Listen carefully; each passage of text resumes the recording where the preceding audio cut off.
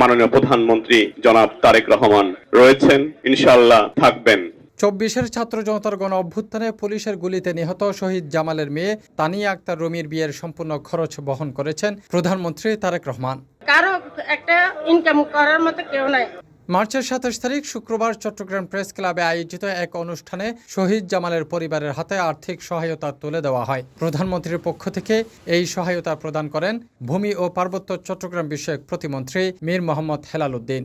বাবা দেশের প্রেসিডেন্ট, স্বাধীনতার মহান স্বাধীনতার ঘোষক, আবার মাও দেশের প্রধানমন্ত্রী, তিনবারে নির্বাচিত প্রধানমন্ত্রী। এই পলিটিক্যাল লেগেসি থাকার পরও একজন মানুষ কতটুক মানবিক বোধ সম্পন্ন হতে পারে, কতটুক সাদামাটা হতে পারে, কতটুক নম্র, ভদ্র এবং বিনয়ী হতে পারে, আমরা ওনার থেকে আজ পর্যন্ত শেখার চেষ্টা করছি এবং এই শিক্ষার চেষ্টা অব্যাহত আছে। অনুষ্ঠানে প্রধানমন্ত্রীর অতিরিক্ত প্রেস সচিব আতিকুর রহমান রুমনও উপস্থিত ছিলেন।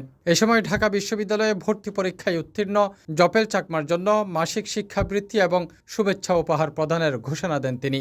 অনেক কিছুই করছেন যা হয়তো আমরা চিন্তাও করিনি, ইনশাল্লাহ আগামীতেও করবেন। আপনারা দেখবেন, দোয়া করবেন তার জন্য, সেজন্য নিরাপদভাবে থাকতে পারে এবং আপনাদের কাছে নতুন নতুন আইডিয়া নিয়ে দেশ চালাতে পারে, দেশকে আগে নিতে পারে। সংশ্লিষ্টরা মনে করছেন এই ধরনের উদ্যোগ অসহায় পরিবারগুলোর পাশে দাঁড়ানোর ক্ষেত্রে গুরুত্বপূর্ণ ভূমিকা রাখবে। আমার অনেক ভালো লাগছে। আমার বাবা যখন নেই, উনি আমার বাবা হয়ে যখন আমাকে যেন তুলে দেয়, সেটা দোয়া করি। আজকে যেগুলো পেয়েছি আমি অনেক খুশি হয়েছে লাগছে, আমার বাবাই আমাকে এগুলো দিয়েছে। আমার মেয়ের জন্য সবাই দোয়া করবেন। আর স্যার যদি আমার দিকে না থাকে তো আসলে আমার পক্ষে সম্ভব না।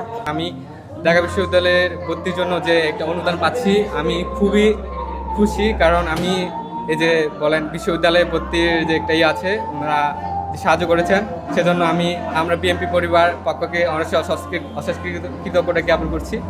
সবার সিটিজি পোস্ট, চট্টগ্রাম। করার মতো কেউ নাই।